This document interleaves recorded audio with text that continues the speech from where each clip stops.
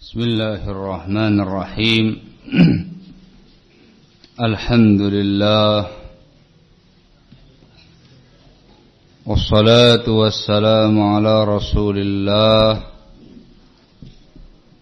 wa ala alihi wa sahbihi wa mawalah. Amma ba'du. Ikhwana fillah azakumullah, telah dijelaskan tadi beberapa ayat, beberapa hadis yang menggambarkan kepada kita permusuhan iblis laknatullahi alaih dan bangsa jin terhadap bangsa manusia, terutama kaum muslimin, sebagai upaya mereka untuk menyesatkan Bani Adam, menyimpangkan Bani Adam dari siratal mustaqim. Digambarkan begitu keras permusuhannya, begitu lekat permusuhannya, begitu dahsyat permusuhannya, tiada henti tanpa lelah dan letih. Barakallahu fikum. Sekarang pada kesempatan yang kedua ini saya ingin menyebutkan barakallahu fikum beberapa bentuk, beberapa ragam permusuhan iblis terhadap umat manusia.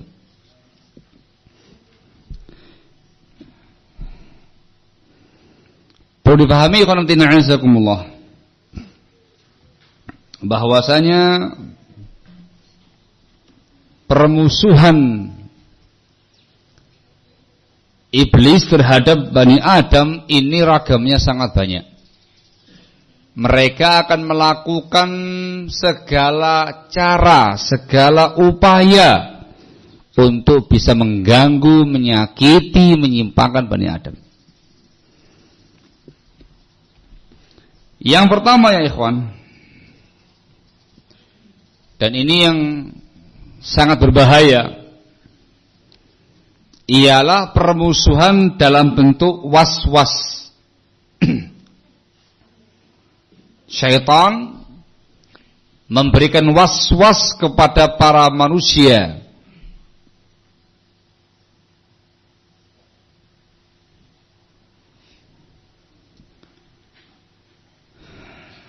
yang namanya was-was. Barakallahu fikum, maknanya ialah ma alqahu syaitanu fi nafsi Bani Adam.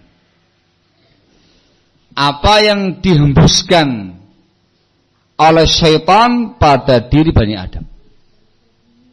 Apa yang dihembuskan, yang dilemparkan oleh syaitan pada diri Bani Adam, dikenal dengan sebut was-was syaitan. Sehingga dia sangat halus, sangat lembut, sangat samar, masuk ke dalam jiwanya Bani Adam. Barakallahu fikum. Di sini qanatinazakumullah, was-was syaitan itu asal muasalnya atau awal mulanya dari benak-benak yang berkelebat. Namanya khawatir, disebut dengan khawatir, atau namanya khatarat. Asal muasalnya atau awal-awalnya ialah bentuknya kelebatan dalam benak, yang kemudian dibiarkan, tidak diluruskan, gara tepis dibiarkan. Ketika yang namanya benak-benak tadi, kelebatan benak tadi dibiarkan, istaqarrat, maka dia akan bersemayam di pikiran Bani Adam. Apabila sudah bersemayam, tamakkanat, semakin kuat. Dan bila dibiarkan semakin kuat, atharat, maka akan berpengaruh pada pemikiran-pemikiran Bani Adam. Awalnya adalah kelebatan benak, setelah itu akan muncul menjadi al-fakarat atau fikrah-fikrah, pikiran-pikiran. Baru kemudian setelah itu akan masuk kepada perkara lebih mengerikan lagi. Apa yang dia pikirkan setelah itu, perkara yang menyimpang menjadi syubhat, perkara yang mengandung unsur kemaksiatan namanya syahwat, perkara yang menuju pada kekufuran namanya kufriyat. Mengerikan ya ikhwan. Disebutkan oleh Imam Al-Qurtubi, rahimahullah dalam tafsirnya di juz yang ke-7 halaman 222.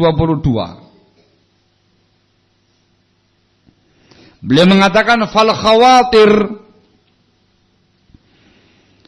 allati laysat bimustaqirrah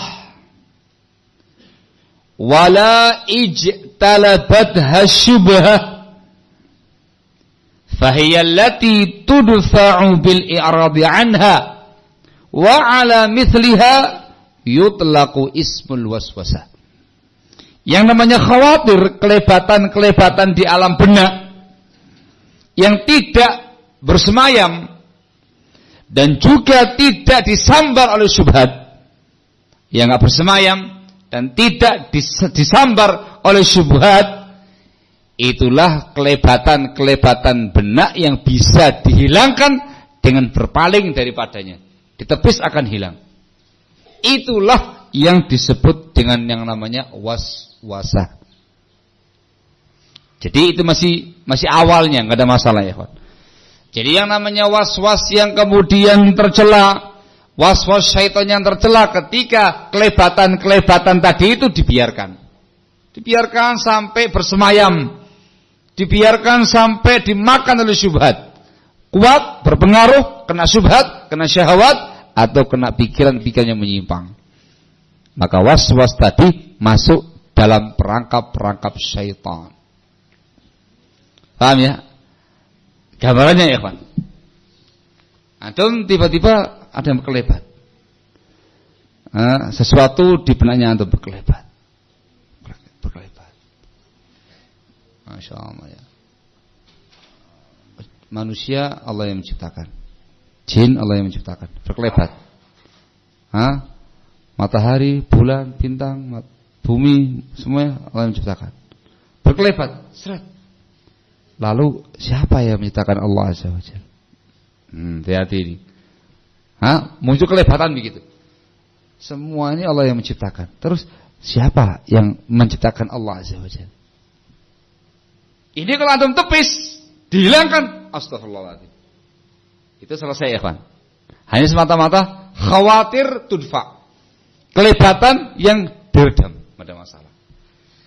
Tapi ini kalau antum biarkan, dibiarkan, istakar akan bersemayam di benaknya antum. Terus di sini, siapa penciptanya Allah? Siapa?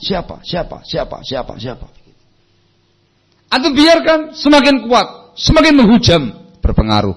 Akhirnya muncul sebuah fikrah, pemahaman yang mengerikan. Namanya syubhat. Kemana-mana kamu akan tanya, siapa penciptanya Allah? Siapa? Nggak dapat jawaban, antum jawab sendiri. Berarti, maka. Ujungnya kekufuran. Bahaya. Paham belum? Itu yang namanya asal muasal yang namanya waswasah. Inilah yang sering dihembuskan oleh syaitan.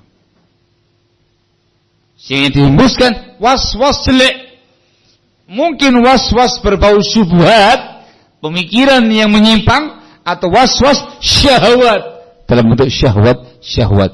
Ujungnya kekufuran, kesyirikan, kebid'ahan, kefasikan atau kemaksiatan. Ini ujung yang disukai oleh iblis laknatullahi alaih. Syekhul Islam Ibnu Taimiyah rahimahullahu taala disebutkan dalam Majmu' Fatawa. Disebutkan dalam Majmu' Fatawa di juz yang ke-17 halaman 518. Beliau menyatakan al-wiswasu aslu kulli kufrin wa fusuqin wa isyanin fahuwa aslu syarri kulli. Kata beliau rahimahullah, yang namanya waswas setan asal muasal semua kekufuran, semua kefasikan, semua kemaksiatan. Bahkan waswas ini asal muasal semua kejelekan. itu berawal dari yang namanya was-was. Beliau mengatakan famata wuqiyal insanu syarrahu wuqiya 'adzab jahannam wa 'adzab al-qabr wa fitnatal mahya wal mamati wa fitnatal masihid dajjal. Kapanpun seorang insan terjaga dari kejahatan was-was ini, maka dia akan terjaga dari azab jahannam, azab kubur, fitnah kehidupan, fitnah kematian, fitnahnya dajjal bahkan. Belum mengatakan fa inna jami'a hadhihi innama tahsulu bi tariqil wiswas. Sebab semua tadi terjadi dari jalurnya waswas. Azab jahannam, azab kubur, fitnah kehidupan, fitnah kematian, fitnah dajjal, kekufuran, kefasikan, kemaksiatan, semuanya itu dari jalurnya waswas. Asalnya kelebatan benak terus bersemayam, semakin kuat, semakin menancap, semakin menghujam, berpengaruh, muncul kehendak, muncul perbuatan, ucapan yang menyimpang tadi. Barakallahu fikum. Wallahul musta'an. Ini sebabnya barakallahu fik, kita dalam Islam azakumullah diminta untuk senantiasa berta'awud dari waswas syaitan. Barakallahu fikum. Apa ayatnya, ikhwan? Dalam surat An-Nas, qul a'udzu birabbin nas, malikin nas, ilahin nas, min syarril waswasil khannas, alladzi waswisu fi sudurin nas, minal jinnati. Ada yang kedua, ikhwan, wan nas. Barakallahu fikum. Alhamdulillah. Nah, ikhwan, ini paling bahaya. Ini yang paling sering dibisik-bisikkan oleh syaitan. Sehingga setan dikatakan sebagai al-khannas. Min syarril waswasil khannas.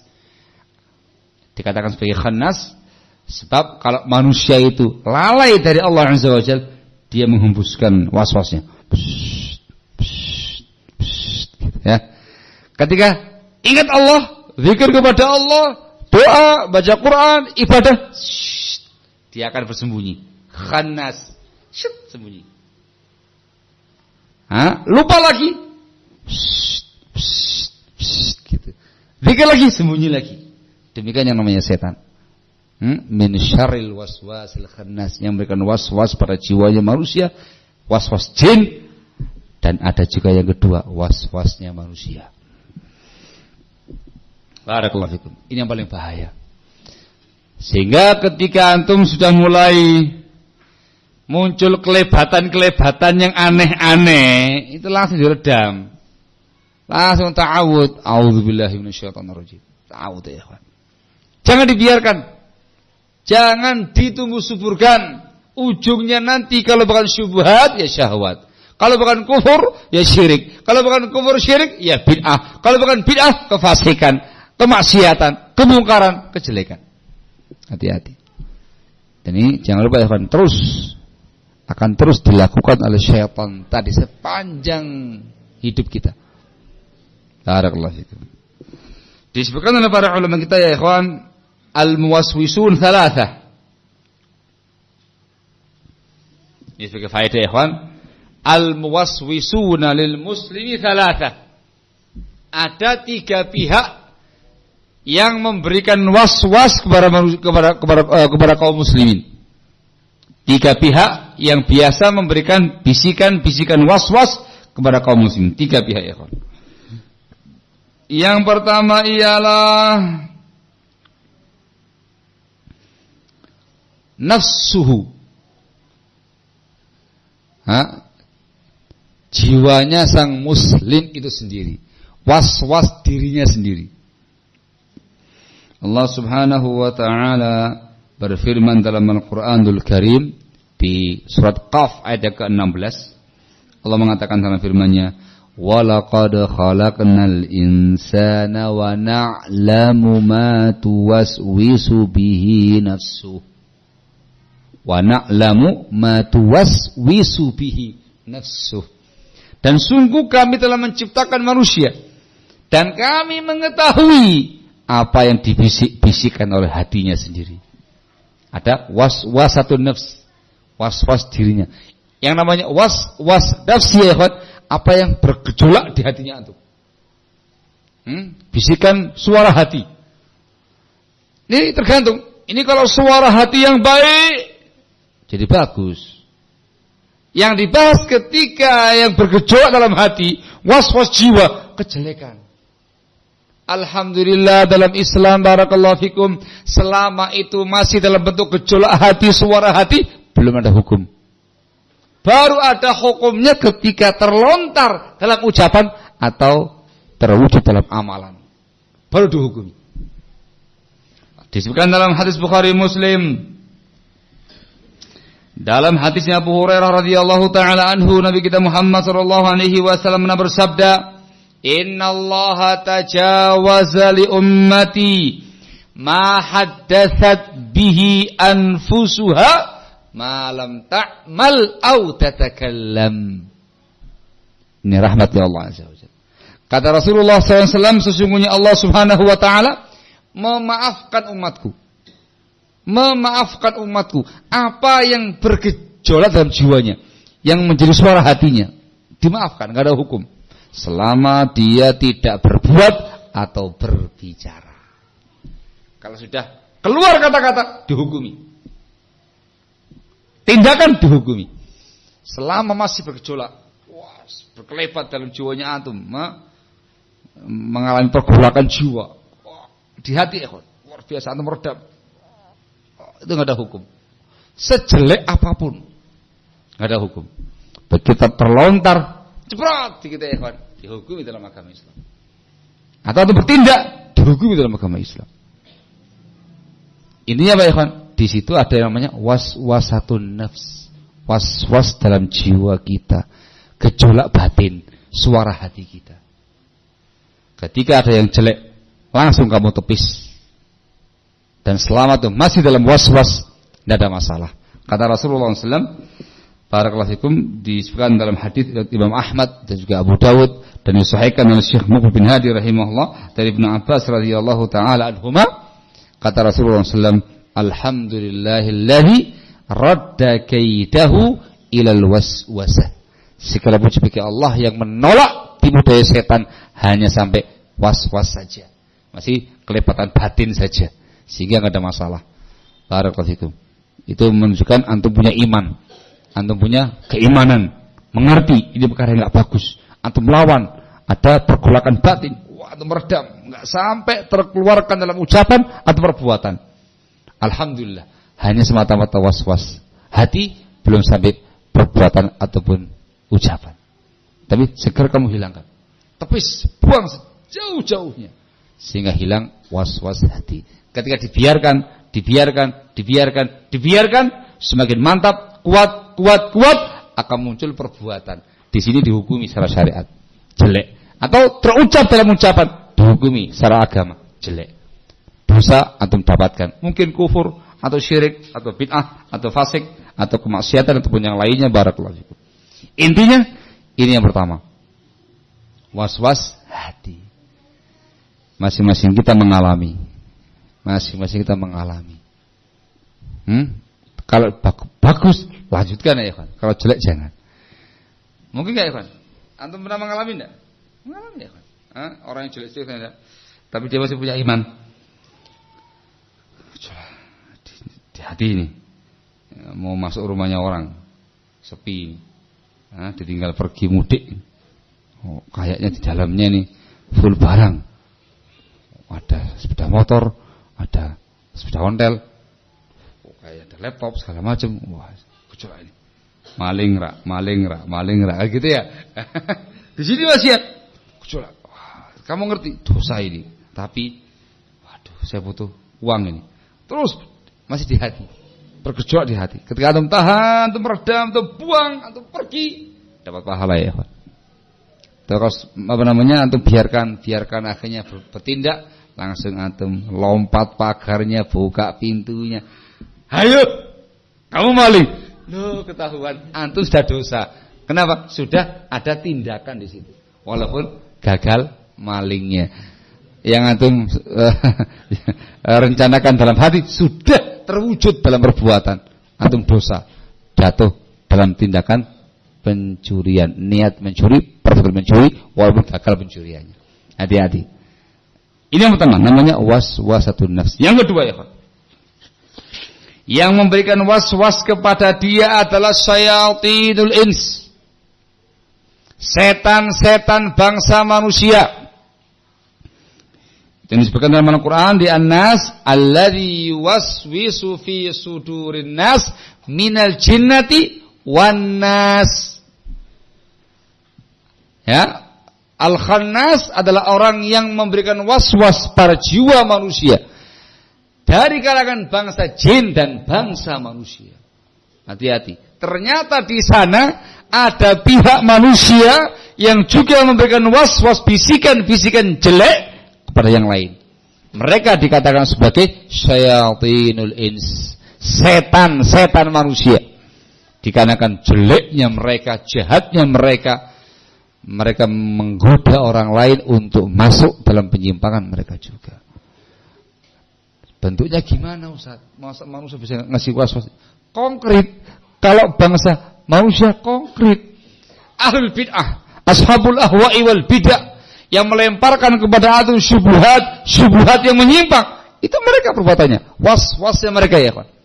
Antum disemangati untuk masuk pada penyimpangan mereka, bid'ahnya mereka, dikasih syubhat, dikasih berbagai macam pemahaman yang samar-samar, sampai antum yang dulunya istiqomah di atas sunnah, sampai antum terpelanting, itu antum kena was-wasnya haula, syubhatnya mereka.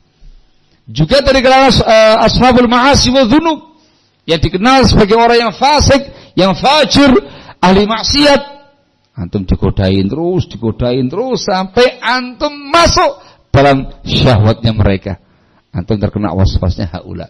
Ima syubhat, ima syahwat. Ini mereka harus diwaspadai, jangan. Sebab kadang itu caranya halus ya ikhwan, enggak dengan cara paksa gitu antum ditarik. Wah, tarik dimasukkan, enggak. Halus dikasih, Masya Allah, bisikan-bisikannya ser yang membuat gejolak ini menjadi membara, tambah terasa. Apalagi kok mantan gitu ya, apalagi kok mantan itu biasanya cuma diingatkan saja masa lalunya. Sekarang kok pura-pura suci, masa lupa sama yang dulu. Dari jauh namanya sudah bagus, hafid. Namanya Hafid, tapi zaman dulunya dikenal dengan nama David, gitu ya. Dari jauh, Dev, jangan Dev, pakai nama Hafid segala. Dev, itu loh Dev, itu loh nunggu di sana, itu loh, diingatkan selalu. Dev, sekarang itu ada kemajuan Dev. Tidak cuma yang itu gaya-gaya kuno tahun kamu itu sekarang udah zamannya Zen Dev. Sekali, wah lebih fly Dev. Gitu. Wah sudah. Terus digoda terus ya Ikhwan. Antum ketika antum bisa menepis mereka semua, antum selamat. Kalau tidak, antum terkena was-wasnya syayatinul ins, setan manusia. Hati-hati. Ada yang kasar, ada yang halus, yang bahaya, yang halus ini ya Ikhwan. Dikarenakan ini was-was. Dimasukkan tahu-tahu, antumnya sudah setengah mati. Ketika antum masih pergolakan jiwa, dimaafkan. Begitu antum berbuat atau berucap yang jelek tadi, baru antum kena dosanya. Barakallahu fikum. Makanya dalam Islam diminta untuk berhati-hati dari teman-teman yang jelek, menjauh dari orang-orang yang jelek, baik orang yang banyak syubhatnya, pemahamannya sesat, atau orang-orang yang fasik, yang fajir. Jauh sejauh-jauhnya, kata Rasul, la tusahib illa mu'mina. Kamu jangan bersahabat kecuali dengan orang yang mukmin, yang saleh, yang bertakwa, yang mengajak kamu selalu untuk perkara kebaikan. Jauh dari teman-teman yang jelek tadi, barakallahu fikum, karena pada mereka ada was-wasnya. Barakallahu. Yang ketiga, pihak yang ketiga ialah syayatinul jin. Yang kita bahas sekarang. Setan-setan bangsa jin. Barakallahu fikum. Alladzi waswisu fi sudurin nas minal jinnati wan nas. Dari bangsa jin. Itu yang dibahas tadi, ikhwan. Bangsa jin. Nah, mereka ini macam-macam.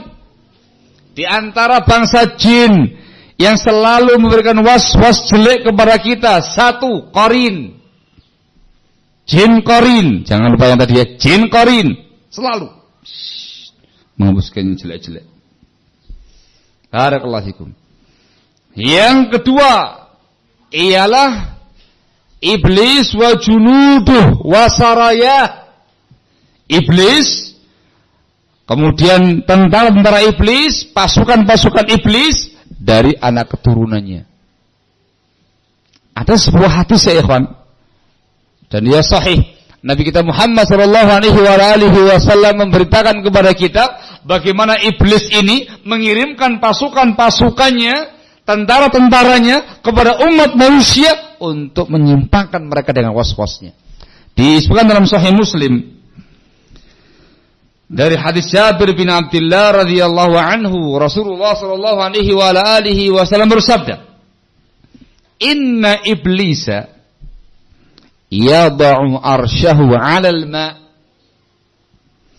thumma yab'athu sarayahu fa'adnahum minhu manzilatan a'zamuhum fitnatan." Kata Rasulullah SAW, sesungguhnya iblis meletakkan singgasananya di atas air. Barakallahu fikum. Kemudian dia mengutus tentara-tentaranya, pasukan-pasukannya menyebar untuk menfitnah manusia. Maka yang paling dekat kedudukannya dengan iblis, yang paling besar fitnahnya.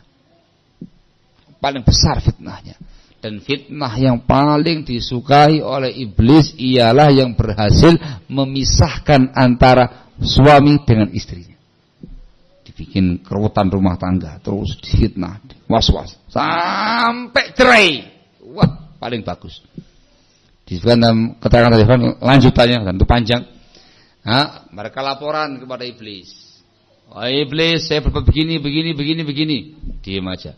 Terus sampai dia datang. Wahai iblis, saya laporan. Saya telah berhasil menceraikan fulan dari istrinya. Langsung mengatakan, anta huwa, kamu orangnya.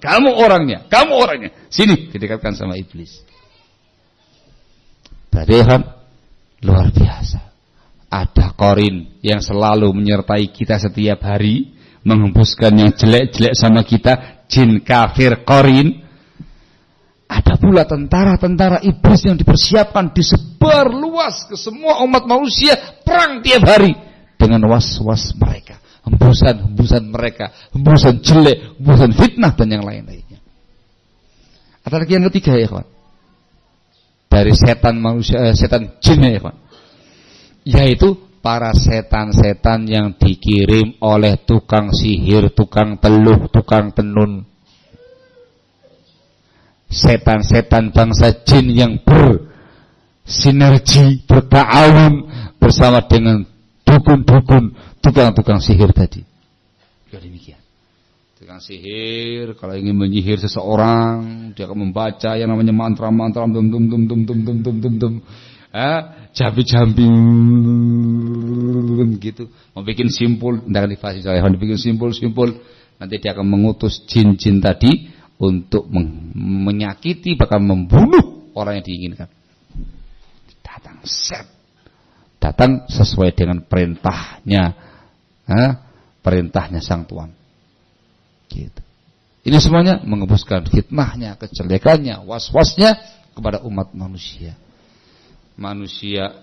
Diri kita sendiri ada was-wasnya. Para setan manusia, ashabul bidah, ashabul ma'asi, jin-jin qarin, pasukan iblis dan pasukan tukang sihir. Semuanya banyak. Ini semua ikhwan, tindakan mereka adalah was-was, membisiki-bisiki perkara yang jelek. Barakallahu fikum. Ini permusuhan yang pertama dan ini yang paling mengerikan. Dikarenakan langsung berkaitan dengan akidah kita, agama kita, prinsip kita. Kita dihantam dengan syubhat, syahwat. Ujungnya kufur, syirik, bid'ah, kefasikan, maksiat dan yang lain-lainnya. Wallahul musta'an. Ini yang pertama yang namanya waswasah. Masih kuat? Lanjut. Permusuhan yang kedua. Ini masih global ya kan. Di sana ada perincian model-model bentuk-bentuk waswas yang mereka lakukan. Waswas ini panjang. Dan korbannya banyak. Korban pertama Nabiullah Adam alaihissalatu wassalam dengan istrinya sampai pada tingkat dikeluarkan dari surga. Itu dari waswasnya iblis. Barakallahu fikum. Permusuhan yang kedua. Permusuhan yang kedua ya ikhwan ialah al-mu'adzatu bi anwa'in minal adza. Menyakiti, mengganggu Bani Adam dengan ragam bentuk gangguan-gangguan. Barakallahu fikum. Saya sebutkan ya. Di antara bentuk mu'adzah mereka ialah at-tasyakkul. Bangsa jin tadi menjelma, menampilkan dirinya menjelma di hadapan umat manusia. Kadang menjelma dalam bentuk manusia, kadang bentuk hewan, kadang bentuk burung-burung dan yang lain-lainnya yang dibahas tadi. Mereka menjelma dalam rangka untuk menakut-nakuti Bani Adam. Dalam rangka untuk mengganggu mereka, menyesatkan mereka. Barakallahu fikum. Ini di antara bentuknya ikhwan mereka ini barakallahu fikum menjelma menjadi ular. Disebutkan dalam Sahih Muslim dari hadis Abu Sa'id Al-Khudri radhiyallahu taala anhu. Kisah seorang pemuda Ansor, pengantin baru. Ketika dia keluar rumah, dia pulang mendapati istrinya tahu-tahu di luar rumah. Wah, muncul kecemburuan. Ini perempuan kok keluar rumah nggak pakai izin suami, cemburu berat dia. Itu mau dibunuh itu perempuan tadi. Kata saya, tenang, lihat dalam rumah ada apa yang membuat saya keluar dari rumah ini. Ternyata dia mendapati di dalam rumah ada sebuah atau seekor ular yang besar yang sedang melingkar di atas ranjangnya. Pemuda itu langsung menyerang itu ular. Ular juga menyerang pemuda tadi. Wah, terjadi pergumulan ya. Tidak tahu nih siapa yang mati duluan. Yang jelas dua-duanya mati. Faqatalaha wa qatalathu. Pemuda itu pun membunuh ular tadi. Itu was membunuh pemuda tadi. Maka dilaporkan kepada Rasul sallallahu alaihi wasallam, Rasul mengatakan dalam sabdanya, "Inna bil madinati jinnan qad aslamu. Fa idza ra'aitum minhum syai'an fa'adhinuhu thalathata ayyam. Fa in bada lakum ba'da dzalika faqtuluh fa innama huwa syaitan." Kata Rasulullah SAW, di kota Madinah ini ada jin-jin yang sudah masuk Islam. Kalau kamu melihat ada ular semacam ini, izinkan selama 3 hari. Ya, jangan dibiarkan, diusir. Ya, minggir. Dia kalau jin akan hilang. Nanti kok muncul lagi. Diusir lagi, minggir. Kok sampai 3 hari masih nongol juga. Maka bunuh dia. Dia adalah setan. Barakallahu fikum. Nah, kemudian diizinkan 3 hari Ustaz. Ada ular, tidak apa-apa ya 3 hari. Nah, artinya jangan dibunuh. Diusir. Ayo, minggir, pergi dari sini gitu. Itu kalau dia jin akan hilang. Kalau dia bukan jin, tetap ular biasa. Disebutkan dalam lafaz yang lain, diminta untuk memohon dengan sangat atas nama Allah. Saya minta dengan nama Allah, keluar dari sini. Kalau dia jin akan keluar. Jadi dia jin muslim. nongol lagi, digitukan lagi sampai 3 hari. Lebih dari 3 hari, nongol lagi, setan ini, ikhwan. Sikat. Bismillah. Kalau dia bukan jin, saya minta dengan sangat kamu pergi dari sini. Ya nggak pergi, yang ular biasa. Saya minta dengan sangat pergi dari sini. Nggak hilang-hilang, ya sudah, antum bunuh. Dikatakan diperbolehkan untuk membunuh ular yang membahayakan barakallahu fikum. Ala kulli hal mereka berwujud apa ya kan? Ular dan bisa membunuh kalian. Itu pemuda terbunuh barakallahu fikum. Naam ya kan, at-tasyakkul dengan berbagai macam yang ada.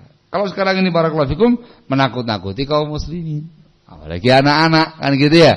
Barakallahu fikum tahu-tahu muncul dengan wujud yang menyeramkan. Tiba-tiba di kamarnya anakmu. Anak kamu ketakut atau menjerit. Gitu. Saking takutnya dikarenakan kamu ada apa?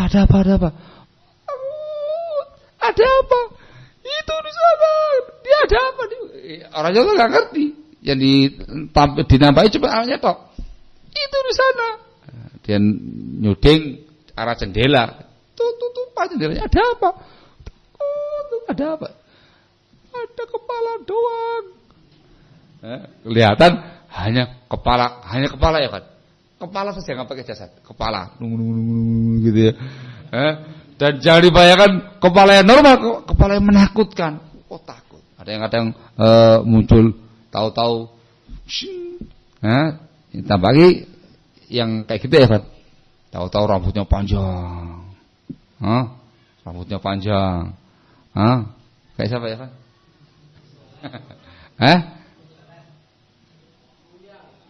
Al-muhim gitu Pak ya. Macam-macam dalam rangka untuk menakut-nakuti anak-anak kaum muslimin. Kalau takut ya kan, kena itu fisik, psikologi ya kan. Sudah akan mudah untuk dimasuki dan digoda sama mereka. Tasyakul, ada mafhum. Barakallahu fikum. Yang kedua, di antara bentuk gangguan-gangguan jin kepada manusia al-mu'adzat. Yang kedua ialah darbuhum lil insan. Mereka memukul manusia tadi. Mukul ya ikhwan. Al-Imam Suyuti rahimahullah dalam kitabnya Luqatul Mirjan, namanya Luqatul Mirjan fi Ahkamil Jan, halaman 65 dan halaman 66. Ini ada kisah ya ikhwan ya. Dulu Al-Qadhi Abu Bakar Ibn Al-Arabi Al-Maliki mengingkari fenomena pernikahan jin dengan manusia. Beliau mengatakan al-jinnu ruhun latif wal insu jismun kathif la yastami'an. Yang namanya jin itu makhluk halus. Manusia kasat mata, kelihatan. Tidak mungkin bisa menyatu. Al-muhim diingkari sama beliau fenomena pernikahan jin dengan manusia. Kemudian thumma za'ama annahu tazawwaja imra'atan minal jin wa aqamat ma'ahu muddatan. Kemudian beliau mengaku ada seseorang yang menikahi perempuan bangsa jin. Maka perempuan jin tadi tinggal bersama dengan suami manusia tadi beberapa saat. Thumma darabathu bi'azmi jamalin. Kemudian tiba-tiba jin perempuan tadi memukul suaminya dengan tulang onta. Bisa antum bayangkan gedenya ya Pak ya. Ini bukan tulang ayam, tulang unta ya Pak. Gede gini ya Pak. Pukul di kepalanya. Fasajadhu, maka dia melukai suaminya yang dari manusia tadi. Kata Ibn al-Arabi, wa arana syajjatan biwajhihi. Kemudian dia menunjukkan bekas luka di kepalanya. Sementara jin tadi lari. Barakallahu fikum. Ini di antara alasan para ulama barakallahu fikum kenapa mereka melarang manusia mendekat dengan jin. Satu, sudah lain kulturnya. Tidak mungkin. Yang kedua, jin hukum asalnya akan menyakiti Bani Adam. Dan antum tidak bakal bisa mencegah. Dia jin. Dan jin perempuan bisa menjelma menjadi perempuan yang sangat. Nah, antum kalau melihatnya, terkesima, semuanya lewat. Tidak ada manusia yang kayak semacam ini, lewat. Ya, atau kalau nggak punya iman, sudah terdorong ya, ikhwan. Itu yang dikhawatirkan. Tahu-tahu kamu menikah dengan jin tadi, namanya jin itu alamnya beda dengan antum. Dia menjelma itu nggak bakal lama, kan gitu ya. Dan tujuan awalnya mengganggu antum, jahat kepada antum. Ini buktinya. Nikah dengan jin, dipukuli sama istrinya. Gak ada yang tahu. Mungkin saja kamu pergi kerja di luar. Bayangannya antum itu sejak kamu di situ, antum balik jin yang lainnya lagi. Jin bisa menjelma dengan bentuk yang sama. Nah, antum sama siapa nikahnya? Mungkin antum akan nikah dengan jin pertama, tahu dia hilang, ganti jin berikutnya, zina kamu sama dia. Kan gitu? Nggak tahu. Tahu-tahu hilang. Di alamnya dia sendiri. Nggak mungkin tahu antum ngikuti gitu, nyerobot ke alamnya dia. Nggak bisa ya, kecuali dengan jampi-jampi yang diharamkan dalam Islam. Intinya Pak Ikhwan, itu kejadian nyata barakallahu fikum, bahwasanya mereka bangsa jin menyakiti manusia bahkan dengan fisik, dipukul dan segala macam. Barakallahu fikum. Ini kisah juga disebutkan Az-Zahabi rahimahullah dalam kitabnya Mizanul I'tidal, dan bukan karya mustahil. Gangguan yang lain, contoh gangguan yang lain barakallahu fikum ialah disandera. Antum akan diculik oleh bangsa jin, disandera di alamnya mereka. Ini dengan kehendak Allah dan kudrahnya Allah Azza wa Jalla. Namanya khatful ins. Mereka menculik manusia dan menyandera mereka. Ada sebuah kejadian terjadi di zaman Al-Imam Ahmad ibn Hanbal rahimahullahu ta'ala. Dan ini dikomentari Imam Ahmad ibn Hanbal, yurwa an Umar min thalathati wujuhin walam yu'raf minas sahabati lahu mukhalif.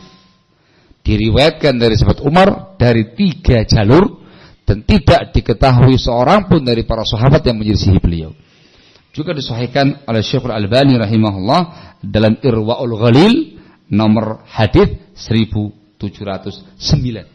Kisah ini ya ikhwan. Barakallahu fikum. Disebutkan ya ikhwan sebuah kisah dengan sanadnya sampai kepada Abdurrahman ibn Abi Layla. Dia menceritakan, dulu di zaman Umar ada seorang laki-laki tayyib dari kaumnya beliau ini keluar rumah untuk melaksanakan salat Isya bersama dengan kaumnya. Malam-malam keluar untuk Isya. Fafukid, tiba-tiba lenyap. Tidak ada. Dicari-cari gak ketemu. Hilang, raib. Akhirnya sang istri pun datang melaporkan hal itu kepada Umar bin Khattab radhiyallahu taala anhu. Umar pun menanyakan kepada kaumnya dan mereka membenarkan. Betul wahai khalifah, wahai mukminin, si fulan waktu malam itu berangkat dari rumahnya menuju ke masjid untuk salat Isya. Tiba-tiba raib, hilang. Sudah kami cari kemana, mana gak ketemu, ini bagaimana ini? Maka sahabat Umar pun kemudian memerintahkan itu istri menunggu selama 4 tahun. Ya tarabbas anta tarabbas 4 sinin. Sudah, tunggu 4 tahun. Ini masa pencarian selama 4 tahun. Sudah, itu perempuan menanti selama 4 tahun. Dinanti, datang lagi pada Umar. Sudah saya nanti 4 tahun wahai khalifah. Tanya lagi sama kaumnya, betul. Ini perempuan sudah menanti selama 4 tahun. Maka kemudian barakallahu fikum, sahabat Umar pun mempersilahkan itu wanita untuk menikah dengan laki-laki yang lain. Dianggap sudah raib, sudah selesai masa iddah, silakan menikah dengan laki-laki yang lain. Akhirnya dia pun menikah dengan laki-laki yang lain. Tiba-tiba suami yang pertama itu muncul lagi. Setelah 4 4 tahun sekian. Muncul lagi. Kadimak. Geger heboh sak kampung ini. Fulan, loh muncul lagi. Langsung dinaikkan perkaranya kepada Khalifah Umar. Maka Umar mengatakan, yaghibu ahadukumuz zaman at-tawil la ya'lamu ahlu hayata. Kamu sudah hilang sekian lama, sekian tahun. Istri kamu enggak tahu kamu hidup enggak. Kata orang tadi, li uzur. Saya punya uzur wahai khalifah. Taib, apa uzurnya kamu? Dia cerita. Kata sang laki-laki tadi, dulu 4 tahun yang lalu lebih saya izin sama istri keluar rumah untuk melaksanakan salat Isya. Tiba-tiba aku disambar jin. Diculik oleh bangsa jin. Dibawa kepada mereka di alamnya mereka. Fakuntu fihim zamanan tawila. Lama saya di sana, tahunan. Dihitung 4 tahun lebih. Disandera sama jin-jin ya kawan. Suatu hari jin-jin yang muslim perang melawan mereka ini. Perang. Ternyata yang menang jin-jin yang muslim. Maka jin yang muslim pun mendapatkan yang namanya tawanan-tawanan perang. Aku termasuk di tawanan tadi. Kata jin yang muslim, agamamu apa? Saya muslim. Kalau begitu sama kami. Kami juga jin muslim. Maka tidak boleh kami menawan kamu. Sudah, kamu pilih. Kamu tinggal bersama kami atau dipulangkan ke kampung halaman kamu. Gitu. Saya memilih pulang halaman. Ngapain juga tinggal sama jin? Maka saya memilih pulang ke kampung halaman. Maka mereka pun membawa saya di malam hari, kemudian mengembalikan saya di tempat saya tadi ketemu. Sahabat Umar bertanya, "Lah, selama kamu di sana apa makanan kamu?" Dia mengatakan, "Kullu ma lam yudhkar ismullahi alaih." Semua makanan yang tidak dibaca nama Allah padanya, itu makananku. Jadi ketika manusia makan enggak baca bismillah, itu makanannya jin. Ya, itu makanan saya. Apa minuman kamu? Dikatakan al-jidq. Al-jidqu, katanya Qatadah, ialah minuman yang tidak sampai memabukkan. Itu uzurnya dia. Maka sahabat Umar pun beristihad. Beliau mempersilahkan laki-laki tadi memilih antara istrinya ataukah sodaknya. Kalau dia memilih istrinya, khalas, istrinya difasakh, digagalkan dengan laki-laki yang kedua, dia sah dengan yang pertama tadi, atau biarkan dia dengan suami yang kedua, dia mendapatkan maharnya. Jadi itu perempuan mengembalikan maharnya dan dia bersama dengan suami yang kedua. Barakallahu fikum, wallahu taala a'lam bissawab. Syahidnya apa ya kawan? Jin menawan manusia. Asy-Syaikh Muqbil bin Hadi rahimahullah ditanya, hal yastati'ul jin ay yakhtatiful ins? Apakah bisa bangsa jin menyandera, menculik bangsa manusia? Beliau mengatakan, "Na'am, bisa." Faqad hadatsa hadza fi ahdi Umar wa fi ghairi zamani Umar. Annahum rubbama yakhtatifuna al-insi wa yabqa 'indahu ma syaa Allah thumma yarji. Ya, bisa kata beliau terjadi di zaman Umar dan juga di zamannya Umar, mereka bisa menculik manusia dan tinggal sama mereka di waktu yang Allah kehendaki, kemudian kembali lagi. Barakallahu fikum. Itu yang bisa balik, yang enggak bisa balik ya hilang. Barakallahu fikum. Intinya Pak Ikhwan, itu juga termasuk gangguan bangsa jin. Diculik kamu nyari, diculik tahu-tahu hilang. Hati-hati ini. Barakallahu fikum. Allahul musta'an. Contoh yang ketiga, bentuk-bentuk gangguan bangsa jin. Yang berikutnya adalah membakar manusia. Al-ihraq, bisa membakar orangnya langsung atau membakar anaknya, atau keluarganya, atau rumahnya, atau apapun yang diinginkan sama jin tadi. Membakar, ihraq. Ini ya ikhwan disebutkan dalam hadis yang saya bacakan tadi ketika jin atau iblis berupaya membakar Rasulullah SAW. Disebutkan dalam Sahih Muslim, lafaz Imam Muslim dari sahabat yang mulia Abu Darda radhiyallahu anhu menceritakan Nabi sallallahu alaihi wasallam pernah berdiri salat. Tiba-tiba kami mendengarkan Rasul mengucapkan a'udzu billahi minka. Tiba-tiba mengatakan demikian, aku berlindung kepada dari kamu. Tsumma qala, lalu Rasul mengatakan lagi, al'anuka bila'natillah. Ngomong sendiri demikian, al'anuka bila'natillah 3 kali. Aku laknat kamu dengan laknatnya Allah Azza wa Jalla 3 kali. Tiba-tiba Rasul membentangkan tangannya seakan-akan menangkap sesuatu. Begini. Ketika beliau selesai sholat, kami bertanya, ya Rasulullah, sesungguhnya kami tadi mendengar engkau mengucapkan sesuatu dalam sholatmu yang belum pernah kami dengarkan sebelumnya. Ada apa ya Rasulullah? Dan kami melihat engkau membentangkan tangan kamu seakan-akan menangkap sesuatu. Maka Rasul mengatakan, sesungguhnya musuh Allah iblis tadi barusan datang membawa obor dari api untuk dia bakar wajahku dengan itu. Maka saya mengatakan a'udzubillahi minka 3 kali dan saya mengatakan al'anuka bila'natillahi tammah. Ternyata dia enggak mau mundur. Maka saya pun ingin menangkap dia.